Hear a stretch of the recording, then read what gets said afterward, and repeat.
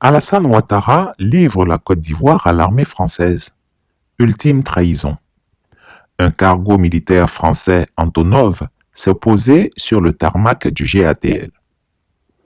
Dimanche 2 février 2025, alors que les peuples du Sahel célébraient leur souveraineté retrouvée, en expulsant l'armée française de leurs terres, un spectacle de soumission s'est déroulé sous nos yeux, dans le silence complice du régime d'Alassane Ouattara.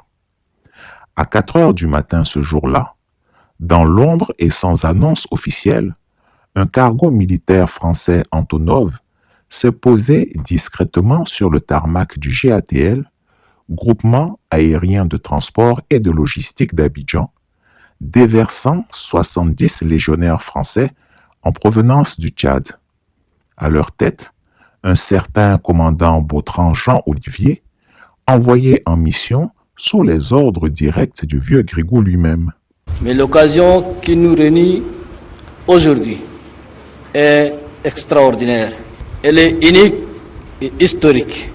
Il s'agit en effet d'un événement sans précédent qui cristallise un symbole fort, une vision nouvelle et un engagement résolu.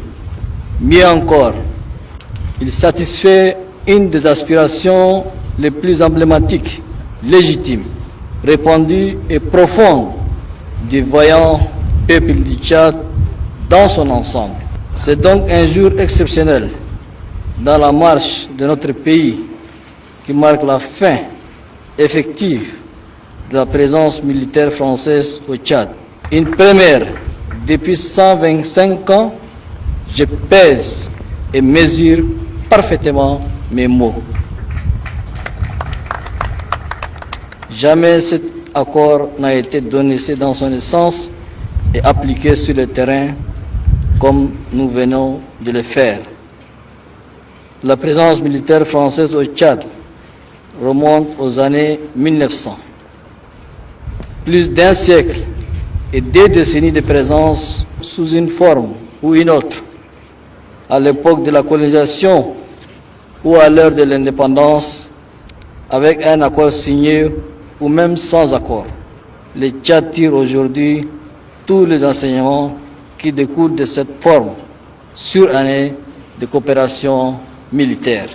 Distingués invités, chers compatriotes, ce 31 janvier 2025 marque ainsi le retrait définitif et complet des forces françaises stationnées au Tchad. C'est au bas mot un nouveau lever de soleil au ciel d'un Tchad entièrement souverain et résolu à assumer son destin. Le 28 novembre 2024, au jour du 66e anniversaire de la proclamation de la République du Tchad, nous avons rompu l'accord militaire avec la France. Le 31 décembre 2024, lors de notre message à la nation, nous avons fixé pour le 31 janvier 2025 la date butoir du retrait intégral des forces françaises de l'ensemble du territoire national du Tchad. Grâce à Dieu et à la réponse concrète à un engagement patriotique pris devant le peuple tchadien, nous assistons aujourd'hui avec une réelle, profonde et légitime fierté à la fermeture effective de la dernière base militaire française installée au cœur de notre capitale depuis plusieurs décennies. Ce retrait, bouclé par le décollage de cette même base du déviant avion militaire français hier à 15h50, représente une étape majeure franchie dans la nouvelle marche du Tchad qui vise à repenser ses relations bilatérales et multilatérales avec l'ensemble des pays et au sein de diverses institutions internationales. Pendant que le Mali, le Burkina Faso et le Niger ferment les bases militaires françaises pour reprendre le contrôle de leur destin, le despote ivoirien s'agenouille une fois de plus devant Paris. Sous son règne, la Côte d'Ivoire est devenue la dernière enclave de l'armée française en Afrique de l'Ouest, son repère stratégique, son ultime refuge après son expulsion humiliante du Sahel. Faut-il rappeler qu'en août 2023, le Niger a banni l'armée française sous la pression populaire et militaire, qu'en janvier 2024, le Burkina Faso a mis fin aux accords militaires léonins avec la France. Aujourd'hui, où fuient les soldats français chassés du Sahel?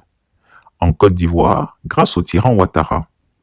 Ce n'est pas un hasard si ces 70 légionnaires français débarquent en catimini à Abidjan.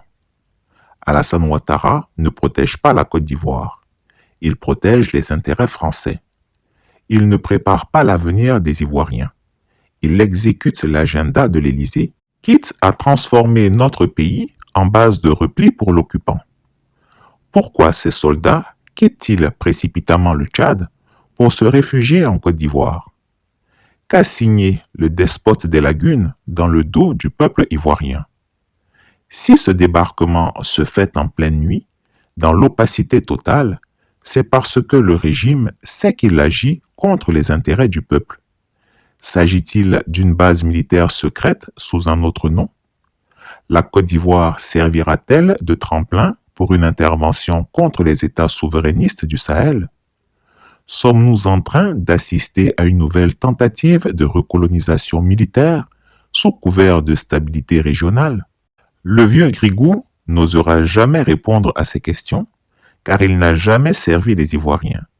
Sa seule allégeance est envers la France. Qu'est-ce qu'on pourrait faire ou comment on pourrait essayer d'expérimenter ça? Je me suis posé la question quand j'ai vu la volonté ou la décision politique de réduire profondément nos effectifs prépositionnés outre-mer. Je me suis dit, qu'est-ce qu'on pourrait faire pour illustrer ce que je viens de dire? Eh bien, voilà ce que l'on pourrait faire.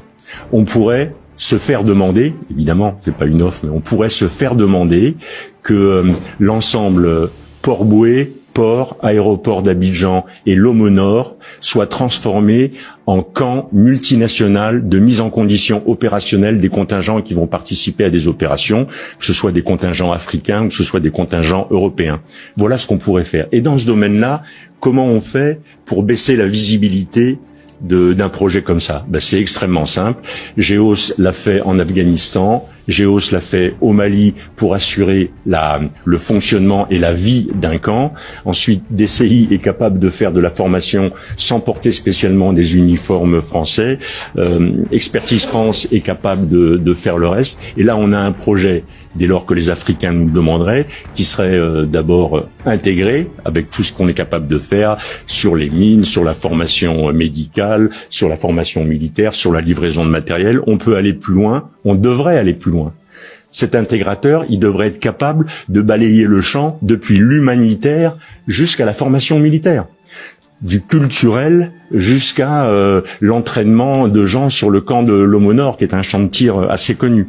C'est un peu ça que je vois comme capacité d'intégration. C'est un peu comme ça que je vois la façon dont notre pays pourrait conserver une forme d'influence en Afrique, tout en respectant évidemment et tout en obéissant aux instructions qui nous ont été données ou qui ont été données par le pouvoir politique. La Côte d'Ivoire n'a pas vocation à être la base arrière d'un empire colonial en déclin. Ce débarquement des légionnaires français est un affront à notre souveraineté, un acte de haute trahison, orchestré par un régime vendu à l'Élysée. Le temps de la soumission aveugle doit cesser. Comme nos frères du Sahel, nous devons exiger le départ de toutes les forces étrangères qui occupent notre sol. Alassane Ouattara a trahi le peuple ivoirien, mais il devra répondre de ses actes, et il faut le lui rappeler avec force. Chris Yapi ne ment pas.